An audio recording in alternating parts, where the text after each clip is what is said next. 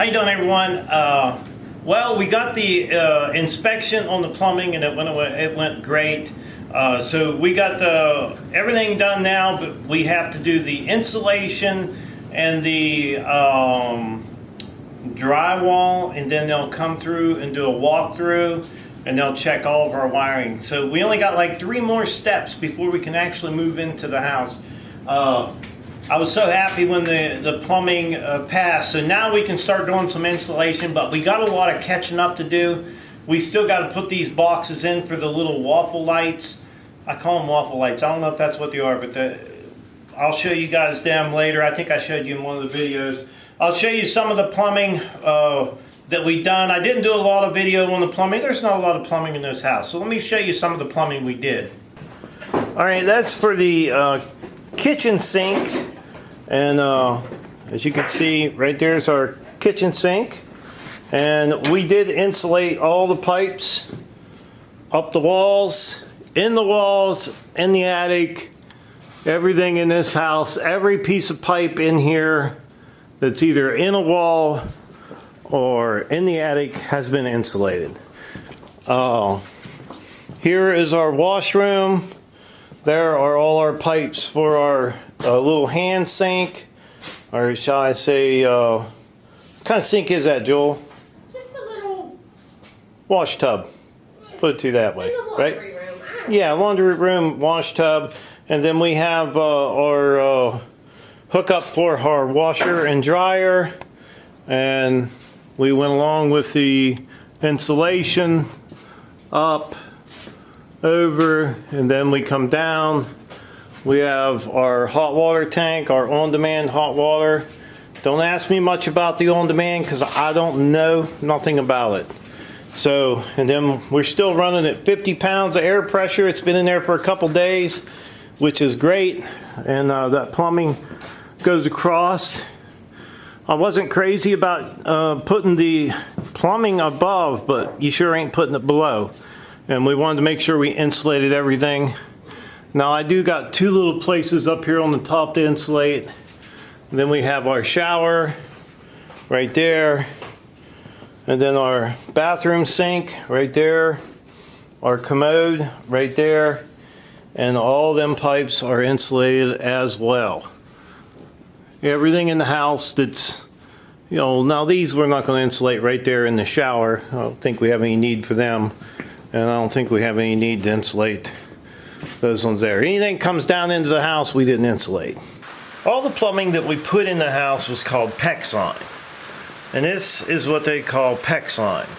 Now, it's fairly new to me. I never actually used it. I seen them put it in the floor of the Mini Barndominium. They use that to heat the floors. And they say this stuff is really, really good. You know, and I was a little skeptical of it, but I'm hearing a lot of good things about it. So, that's what we plumbed the whole house with. We used a PEX line. Now, these are the little fittings you get.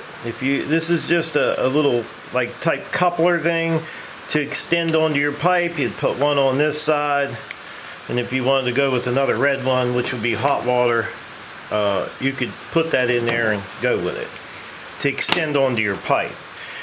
You can pick up these, you can pick up T's and elbows, anything that you use, you're gonna need, you can pick it up for this PEX line.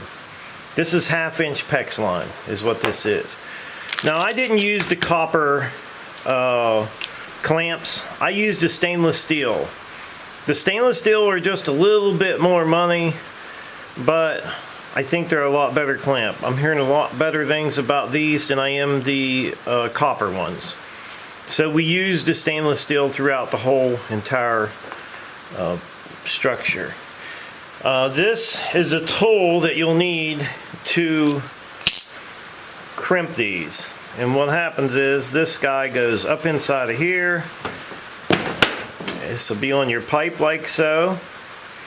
And they say you don't want more than 1/4 inch, 1/8 inch to 1/4 inch on this piece right here. Let's just say we're going to do an elbow. You put your elbow in like that. Then you take your tool, you put the nose of it down on top of it, then you crimp it. Now, you'll crimp until you can't pull that lever no more. And then I usually squeeze it for a second and let go. Now we have a fitting that is very tight and very hard to get back apart if you screwed up. But you can see how that clamp works. Pretty simple. It didn't take me very long at all to plumb the whole entire structure with this stuff. It took me longer to figure out code than it did to plumb it. So now if you want one of them off, what I've been doing is I got a set of snippers and I can cut this loop right here. I can cut through this with a set of snippers, and then I took a heat gun and heated it up, heat this plastic up, and pull that off. Maybe I'll do a video on just that one day, because that is an issue, being able to get these guys back apart. And I have a bunch of them to take apart. So you can buy your shutoffs with the same, all my shutoffs had a PEX line on the end of it, and I used the same clamps for it. It worked out great. As you know, the plumbing passed inspection. I didn't get a lot of it on video, but hey, it's like, I don't want to teach you guys the wrong thing to do, that's for sure. Now if I had to plumb another one, I wouldn't have a problem with it, but it was all a learning process for me. So if you guys are actually thinking about doing plumbing, so far this stuff, they're saying really good things. Now I talked to the Amish guy that put that in my floor, the PEX line in the floor. He said this stuff will swell up 3 inches round before it busts. If it freezes, it can go up to 3 inches round before it will bust. That's a lot of stretching on a 1/2 inch pipe. So that's what the house is plumbed with.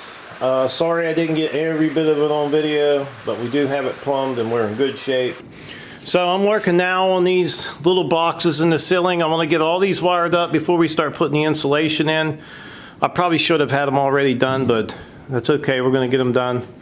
And then we're going to put some conduit through the ceiling. It's just a 1-inch conduit, and we'll be able to fish the wires through. We'll go ahead and put wire in them to the TV for the antenna. We'll also put a piece of conduit from that box up there on the wall down to the bottom where the receptacle is, in case you want a HDMI cable coming up from down there. We'll also do that in one of the bedrooms, but we'll do conduit in all the bedrooms. So both bedrooms will have conduit. In case you want to switch out a wire, you need to put new wire in, we'll be able to do it. So tonight's job is working on a bunch of these boxes. Okay, so these are the little metal boxes we had to put in for the lights, and I have them all mounted now. There was actually 19 of them. There's 19 lights in the house, so we have all 19 done. All right, this is one of the lights that's going to go in the ceiling. There's 19 of these guys going in the ceiling throughout the bathroom. These are waterproof, so they could be put in the shower, in the closets, everything. These are 6-inch. If you watched the video where we put the wiring on the back porch, the porch light, we put these in the eave of the house. They're really neat little lights.